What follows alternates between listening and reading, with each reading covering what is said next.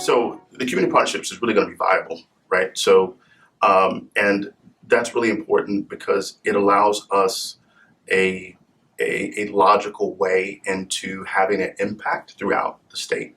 I mean, the GVRC, one of 3 state-funded gun violence research, we don't want to just be focused here in Piscataway, right?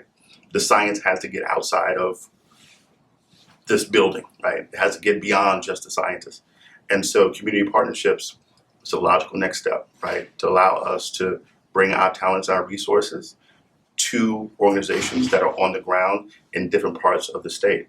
And so it would be another conversation around, brainstorming what they do, their deliverables, and how we can bring our scientists and research to assess what's being done from a programmatic standpoint, to answer those larger questions that they may have. I mean, things we haven't thought of. Like we just had a conversation today, and one of the thoughts was, well, look, is there a way to determine who's likely the most vulnerable in these vulnerable communities, right? Is there a way to kind of, on the front end, determine a kid who's likely, right, more likely than not, to become a victim of gun violence, right?